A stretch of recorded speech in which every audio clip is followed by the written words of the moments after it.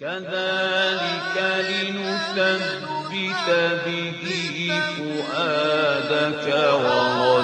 ورتلناه ترتيلا.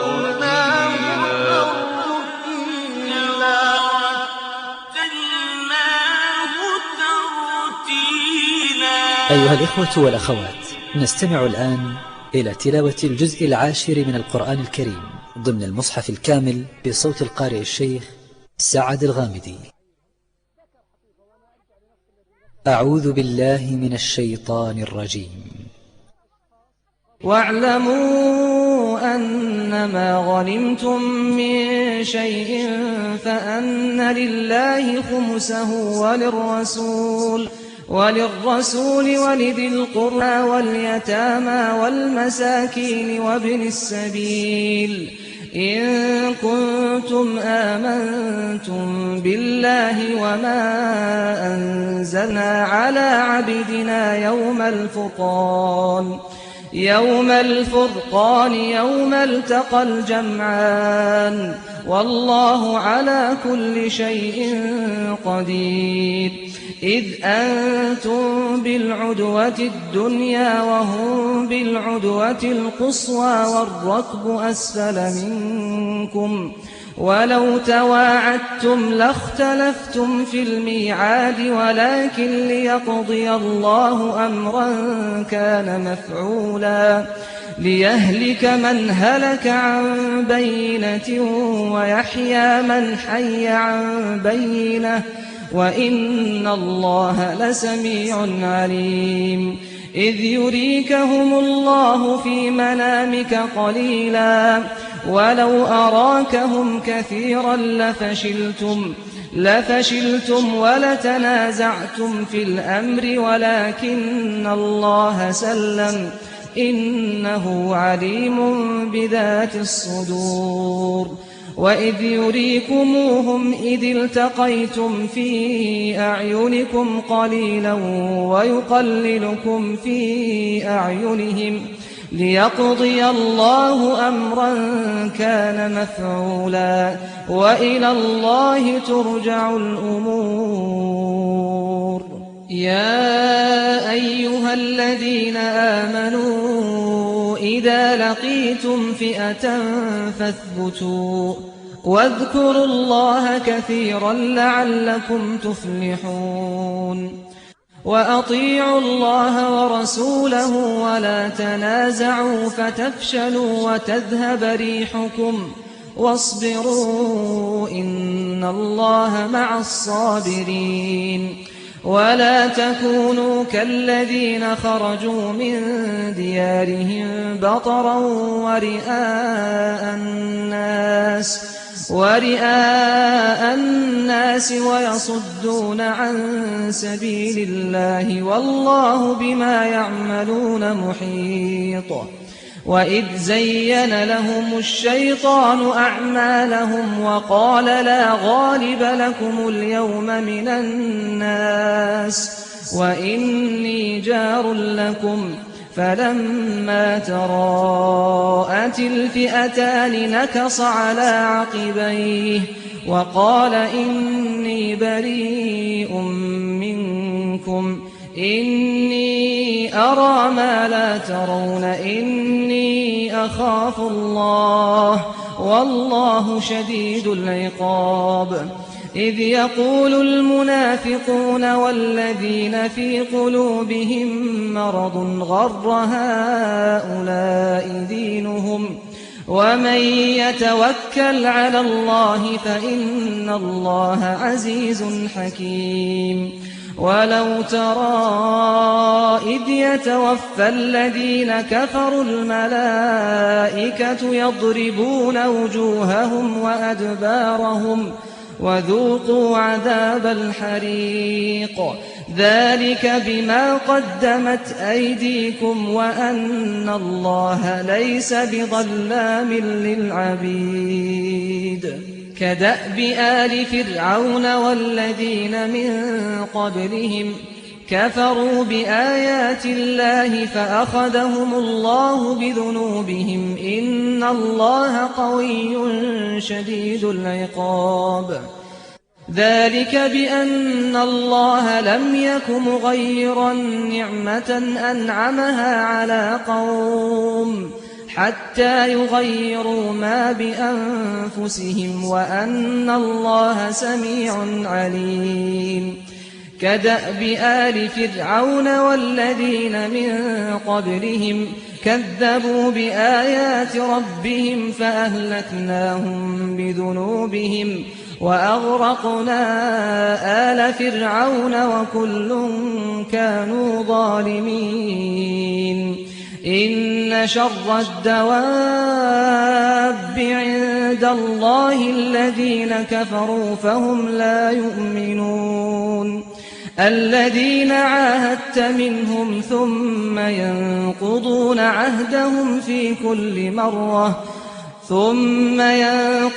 عهدهم في كل مرة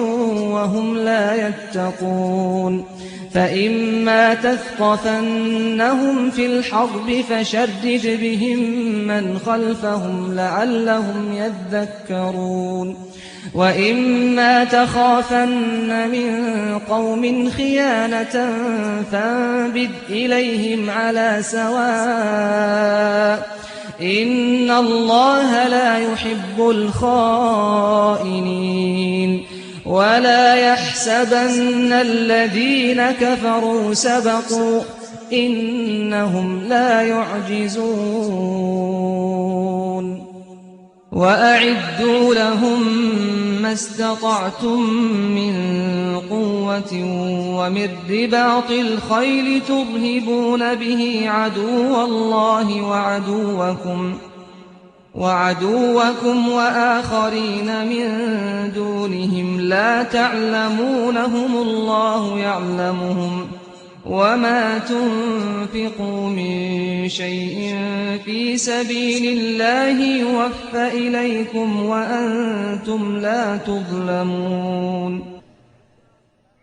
وإن جنحوا للسلم فاجنح لها وتوكل على الله إنه هو السميع العليم وإن يريدوا أن يخدعوك فإن حسبك الله هو الذي أيدك بنصره وبالمؤمنين وألف بين قلوبهم لو أنفقت ما في الأرض جميعا ما ألفت بين قلوبهم ولكن الله ألف بينهم إنه عزيز حكيم يا أيها النبي حسبك الله ومن اتبعك من المؤمنين يا أيها النبي حرض المؤمنين على القتال إن يكن منكم 20 صابرون يغلبوا 200 وإن يكن منكم 100 يغلبوا 1000 من الذين كفروا بأنهم قوم لا يفقهون الآن خفف الله عنكم وعلم أن فيكم ضعفا فإن يكن منكم 100 صابرة يغلبوا 200 وإن يكن منكم 1000 يغلبوا 2000 بإذن الله والله مع الصابرين ما كان لنبي أن يكون له أسرى حتى يثخن في الأرض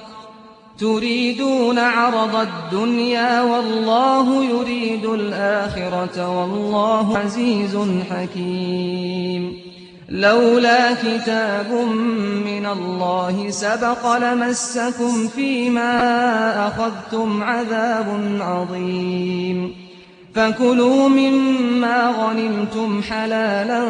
طيبا واتقوا الله إن الله غفور رحيم يا أيها النبي قل لمن في أيديكم من الأسرى إن يعلم الله في قلوبكم خيرا يؤتكم خيرا مما أخذ منكم ويغفر لكم والله غفور رحيم وإن يريدوا خيانتك فقد خانوا الله من قبل فأمكن منهم والله عليم حكيم إن الذين آمنوا وهاجروا وجاهدوا بأموالهم وأنفسهم في سبيل الله والذين آووا ونصروا أولئك بعضهم أولياء بعض والذين آمنوا ولم يهاجروا ما لكم من ولايتهم من شيء حتى يهاجروا وإن استنصروكم في الدين فعليكم النصر إلا على قوم بينكم وبينهم ميثاق والله بما تعملون بصير والذين كفروا بعضهم أولياء بعض إلا تفعلوه تكن فتنة في الأرض وفساد كبير والذين آمنوا وهاجروا وجاهدوا في سبيل الله والذين آووا ونصروا أولئك هم المؤمنون حقا لهم مغفرة ورزق كريم والذين آمنوا من بعد وهاجروا وجاهدوا معكم فأولئك منكم وأولو الأرحام بعضهم أولى ببعض في كتاب الله إن الله بكل شيء عليم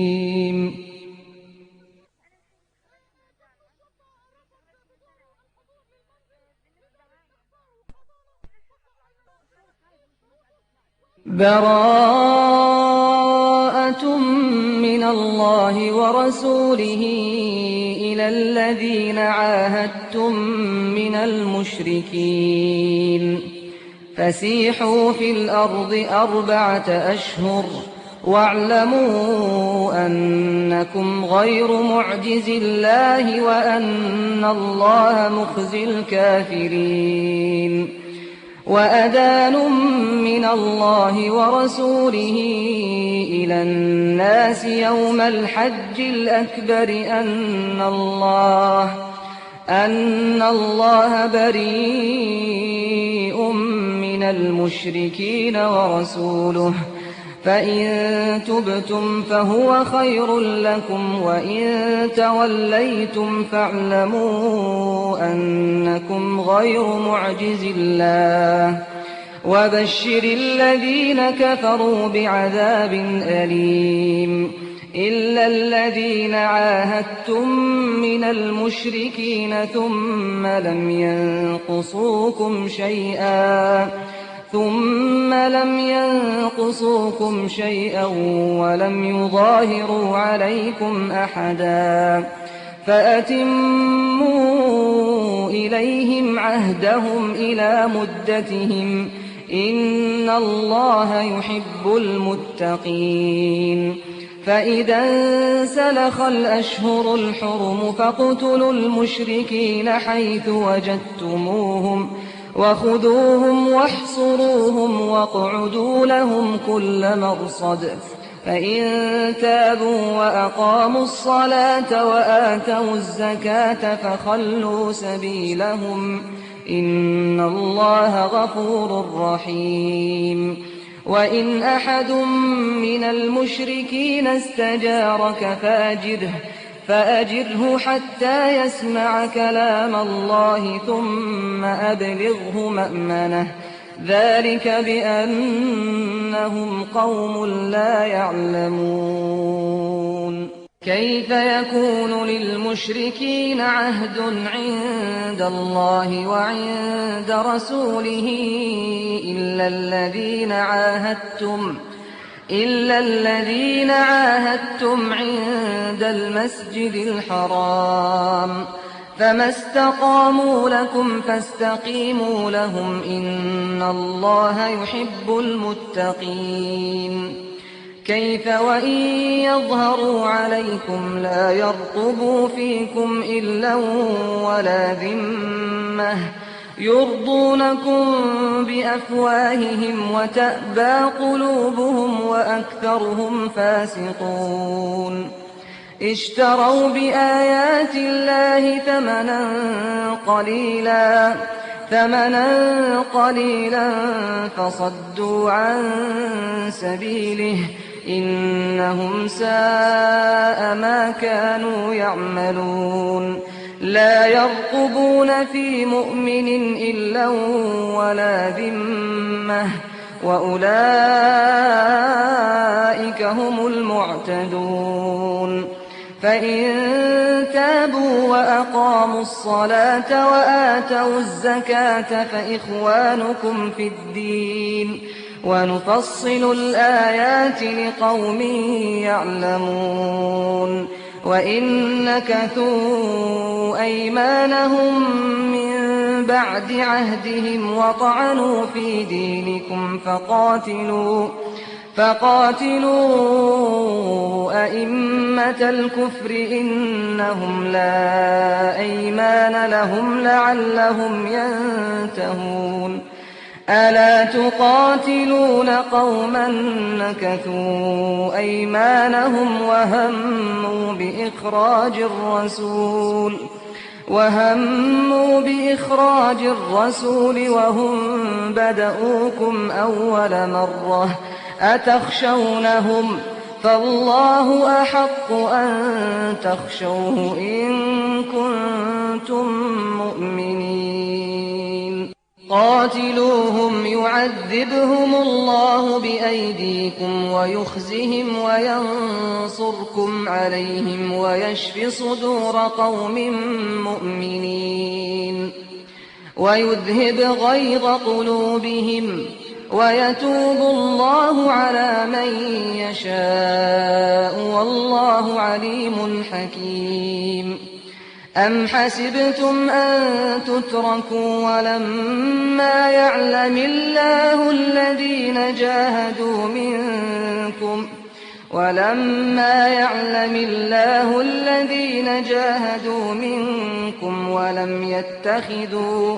ولم يتخذوا من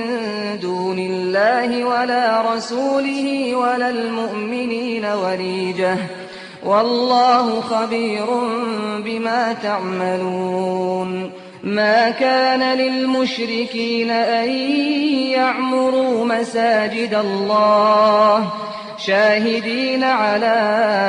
أنفسهم بالكفر أولئك حبطت أعمالهم وفي النار هم خالدون إنما يعمر مساجد الله من آمن بالله واليوم الآخر وأقام الصلاة وآتى الزكاة ولم يخش إلا الله فعسى أولئك أن يكونوا من المهتدين أجعلتم سقاية الحاج وعمارة المسجد الحرام كمن آمن بالله واليوم الآخر وجاهد في سبيل الله لا يستوون عند الله والله لا يهدي القوم الظالمين الذين آمنوا وهاجروا وجاهدوا في سبيل الله بأموالهم وأنفسهم أعظم درجة عند الله وأولئك هم الفائزون يبشرهم ربهم برحمة منه ورضوان وجنات لهم فيها نعيم مقيم خالدين فيها أبدا إن الله عنده أجر عظيم يا أيها الذين آمنوا لا تتخذوا آباءكم وإخوانكم أولياء إن استحبوا الكفر على الإيمان ومن يتولهم منكم فأولئك هم الظالمون قل إن كان آباؤكم وأبناؤكم وإخوانكم وأزواجكم وعشيرتكم وأموال اقترفتموها وتجارة تخشون كسادها ومساكن ترضونها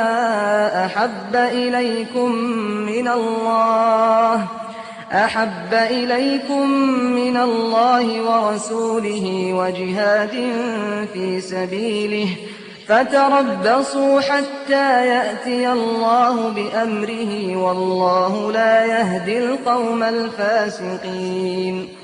لقد نصركم الله في مواطن كثيرة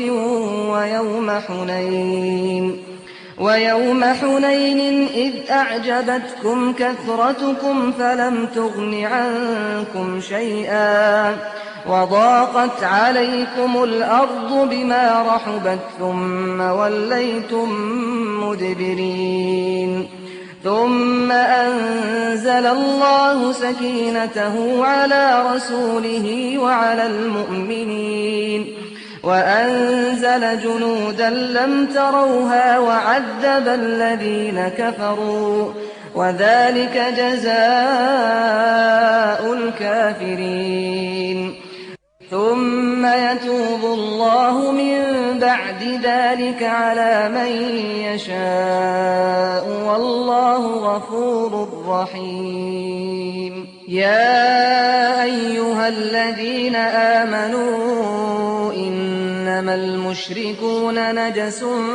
فلا يقربوا المسجد الحرام بعد عامهم هذا وإن خفتم عيلة فسوف يغنيكم الله من فضله إن شاء إن الله عليم حكيم قاتلوا الذين لا يؤمنون بالله ولا باليوم الآخر ولا يحرمون ما حرم الله ورسوله ولا يدينون دين الحق من الذين أوتوا الكتاب حتى يعطوا الجزية عن يد وهم صاغرون وقالت اليهود عزير ابن الله وقالت النصارى المسيح ابن الله ذلك قولهم بأفواههم يضاهئون قول الذين كفروا من قبل قاتلهم الله أنى يؤفكون اتخذوا أحبارهم ورهبانهم أربابا من دون الله والمسيح ابن مريم وما أمروا إلا ليعبدوا إلها واحدا لا إله إلا هو سبحانه عما يشركون يريدون أن يطفئوا نور الله بأفواههم ويأبى الله إلا أن يتم نوره ولو كره الكافرون هو الذي أرسل رسوله بالهدى ودين الحق ليظهره على الدين كله ولو كره المشركون يا أيها الذين آمنوا إن كثيرا من الأحبار والرهبان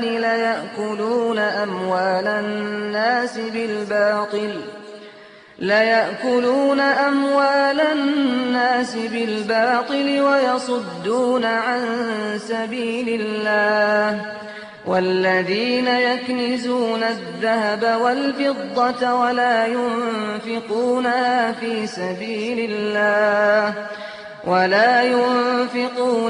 في سبيل الله فبشرهم بعذاب أليم يوم يحمى عليها في نار جهنم فتكوى بها جباههم وجنوبهم وظهورهم هذا ما كنزتم لأنفسكم فذوقوا ما كنتم تكنزون إن عدة الشهور عند الله 12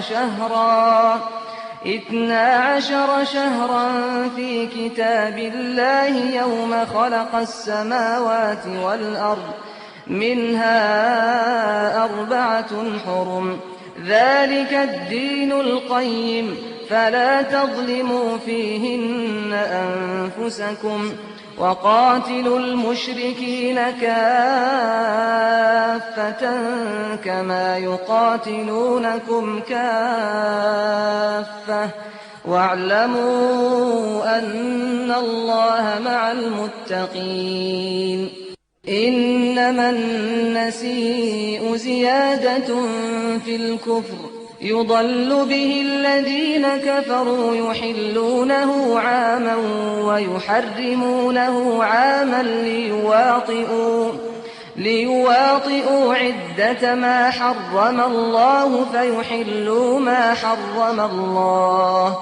زين لهم سوء أعمالهم والله لا يهدي القوم الكافرين يا أيها الذين آمنوا ما لكم إذا قيل لكم انفروا في سبيل الله اثاقلتم إلى الأرض أرضيتم بالحياة الدنيا من الآخرة فما متاع الحياة الدنيا في الآخرة إلا قليل إلا تنفروا يعذبكم عذابا أليما ويستبدل قوما غيركم ولا تضروه شيئا والله على كل شيء قدير إلا تنصروه فقد نصره الله إذ أخرجه الذين كفروا ثاني اثنين إذ هما في الغار إذ يقول لصاحبه لا تحزن إن الله معنا فأنزل الله سكينته عليه وأيده بجنود لم تروها وجعل كلمة الذين كفروا السفلى وكلمة الله هي العليا والله عزيز حكيم انفروا خفافا وثقالا وجاهدوا بأموالكم وأنفسكم في سبيل الله ذلكم خير لكم إن كنتم تعلمون لو كان عرضا قريبا وسفرا قاصدا لاتبعوك ولكن بعدت عليهم الشقة وسيحلفون بالله لو استطعنا لخرجنا معكم يهلكون أنفسهم والله يعلم إنهم لكاذبون عفى الله عنك لم أذنت لهم حتى يتبين لك الذين صدقوا وتعلم الكاذبين لا يستأذنك الذين يؤمنون بالله واليوم الآخر أن يجاهدوا بأموالهم وأنفسهم والله عليم بالمتقين إنما يستأذنك الذين لا يؤمنون بالله واليوم الآخر وارتابت قلوبهم فهم في ريبهم يترددون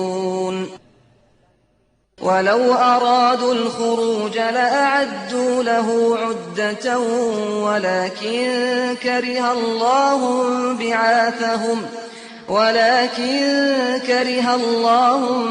بعاثهم فثبطهم وقيل اقعدوا مع القاعدين لو خرجوا فيكم ما زادوكم إلا خبالا ولأوضعوا خلالكم يبغونكم الفتنة وفيكم سماعون لهم والله عليم بالظالمين لقد ابتغوا الفتنة من قبل وقلبوا لك الأمور حتى جاء الحق وظهر أمر الله وهم كارهون ومنهم من يقول ائذن لي ولا تفتني ألا في الفتنة سقطوا وإن جهنم لمحيطة بالكافرين إن تصبك حسنة تسؤهم وإن تصبك مصيبة يقولوا قد أخذنا أمرنا من قبل ويتولوا وهم فرحون قل لن يصيبنا إلا ما كتب الله لنا هو مولانا وعلى الله فليتوكل المؤمنون قل هل تربصون بنا إلا إحدى الحسنيين ونحن نتربص بكم أن يصيبكم الله بعذاب من عنده أو بأيدينا فتربصوا إنا معكم متربصون قل أنفقوا طوعا أو كرها لن يتقبل منكم إنكم كنتم قوما فاسقين وما منعهم أن تقبل منهم نفقاتهم إلا أنهم كفروا بالله وبرسوله ولا يأتون الصلاة إلا وهم كسالى ولا ينفقون إلا وهم كارهون فلا تعجبك أموالهم ولا أولادهم إنما يريد الله ليعذبهم بها في الحياة الدنيا وتزهق أنفسهم وهم كافرون ويحلفون بالله إنهم لمنكم وما هم منكم ولكنهم قوم يفرقون لو يجدون ملجأ أو مغارات أو مدخلا لولوا إليه وهم يجمحون ومنهم من يلمزك في الصدقات فإن أعطوا منها رضوا وإن لم يعطوا منها إذا هم يسخطون ولو أنهم رضوا ما آتاهم الله ورسوله وقالوا حسبنا الله سيؤتينا الله من فضله ورسوله إنا إلى الله راغبون. إنما الصدقات للفقراء والمساكين والعاملين عليها والمؤلفة قلوبهم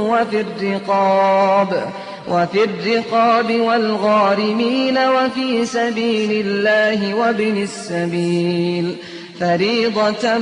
من الله والله عليم حكيم. ومنهم الذين يؤذون النبي ويقولون هو أذن قل أذن خير لكم يؤمن بالله ويؤمن للمؤمنين ورحمة للذين آمنوا منكم والذين يؤذون رسول الله لهم عذاب أليم. يحلفون بالله لكم ليرضوكم والله ورسوله أحق أن يرضوه إن كانوا مؤمنين. ألم يعلموا أنه من يحادد الله ورسوله فأن له نار جهنم خالدا فيها ذلك الخزي العظيم. يحذر المنافقون أن تنزل عليهم سورة تنبئهم بما في قلوبهم قل استهزئوا إن الله مخرج ما تحذرون. ولئن سألتهم ليقولن إنما كنا نخوض ونلعب قل أبالله وآياته ورسوله كنتم تستهزئون. لا تعتذروا قد كفرتم بعد إيمانكم إن نعف عن طائفة منكم نعذب طائفة بأنهم كانوا مجرمين. المنافقون والمنافقات بعضهم من بعض يأمرون بالمنكر وينهون عن المعروف ويقبضون أيديهم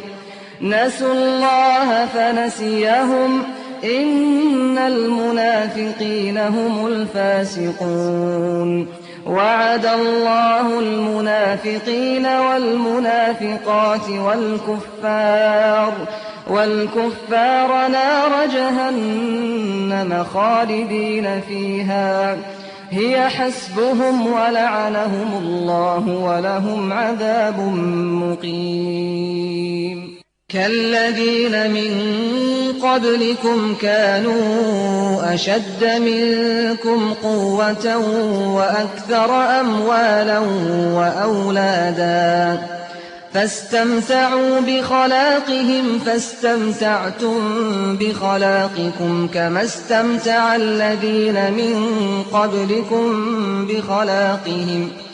وخضتم كالذي خاضوا أولئك حبطت أعمالهم في الدنيا والآخرة وأولئك هم الخاسرون. ألم يأتهم نبأ الذين من قبلهم قوم نوح وعاد وثمود وقوم إبراهيم وأصحاب مدين والمؤتفكات أتتهم رسلهم بالبينات فما كان الله ليظلمهم ولكن كانوا أنفسهم يظلمون. والمؤمنون والمؤمنات بعضهم أولياء بعض يأمرون بالمعروف وينهون عن المنكر ويقيمون الصلاة ويؤتون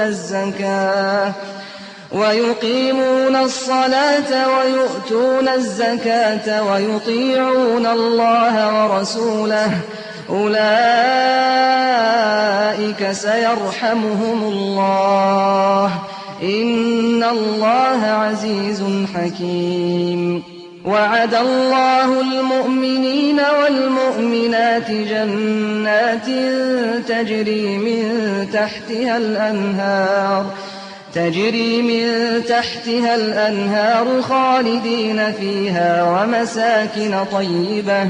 ومساكن طيبة في جنات عدن ورضوان من الله أكبر ذلك هو الفوز العظيم يا أيها النبي جاهد الكفار والمنافقين واغلظ عليهم ومأواهم جهنم وبئس المصير يحلفون بالله ما قالوا ولقد قالوا كلمة الكفر وكفروا بعد إسلامهم وهموا بما لم ينالوا وما نقموا إلا أن أغناهم الله ورسوله من فضله فإن يتوبوا يك خيرا لهم وإن يتولوا يعذبهم الله عذابا أليما في الدنيا والآخرة وما لهم في الأرض من ولي ولا نصير ومنهم من عاهد الله لئن آتانا من فضله لنصدقن ولنكونن من الصالحين فلما آتاهم من فضله بخلوا به وتولوا وهم معرضون فأعقبهم نفاقا في قلوبهم إلى يوم يلقونه بما أخلفوا الله ما وعدوه وبما كانوا يكذبون ألم يعلموا أن الله يعلم سرهم ونجواهم وأن الله علام الغيوب الذين يلمزون المطوعين من المؤمنين في الصدقات والذين لا يجدون إلا جهدهم فيسخرون منهم سخر الله منهم ولهم عذاب أليم استغفر لهم أو لا تستغفر لهم إن تستغفر لهم 70 مرة فلن يغفر الله لهم ذلك بأنهم كفروا بالله ورسوله والله لا يهدي القوم الفاسقين فرح المخلفون بمقعدهم خلاف رسول الله وكرهوا أن يجاهدوا بأموالهم وأنفسهم في سبيل الله وقالوا لا تنفروا في الحر قل نار جهنم أشد حرا لو كانوا يفقهون فليضحكوا قليلا وليبكوا كثيرا جزاء بما كانوا يكسبون فإن رجعك الله إلى طائفة منهم فاستأذنوك للخروج فقل لن تخرجوا معي أبدا ولن تقاتلوا معي عدوا إنكم رضيتم بالقعود أول مرة فاقعدوا مع الخالفين ولا تصل على أحد منهم مات أبدا ولا تقم على قبره إنهم كفروا بالله ورسوله وماتوا وهم فاسقون ولا تعجبك أموالهم وأولادهم إنما يريد الله أن يعذبهم بها في الدنيا وتزهق أنفسهم وهم كافرون وإذا أنزلت سورة أن آمنوا بالله وجاهدوا مع رسوله استأذنك أولو الطول منهم وقالوا ذرنا نكن مع القاعدين رضوا بأن يكونوا مع الخوالف وطبع على قلوبهم فهم لا يفقهون لكن الرسول والذين آمنوا معه جاهدوا بأموالهم وأنفسهم وأولئك لهم الخيرات وأولئك هم المفلحون أعد الله لهم جنات تجري من تحتها الأنهار خالدين فيها ذلك الفوز العظيم وجاء المعذرون من الأعراب ليؤذن لهم وقعد الذين كذبوا الله ورسوله سيصيب الذين كفروا منهم عذاب أليم ليس على الضعفاء ولا على المرضى ولا على الذين لا يجدون ما ينفقون حرج إذا نصحوا لله ورسوله ما على المحسنين من سبيل والله غفور رحيم ولا على الذين إذا ما أتوك لتحملهم قلت لا أجد ما أحملكم عليه تولوا وأعينهم تفيض من الدمع حزنا ألا يجدوا ما ينفقون. أيها الإخوة والأخوات، وهكذا انتهت تلاوة الجزء المخصص لهذا اليوم ضمن المصحف الكامل للقارئ الشيخ سعد الغامدي.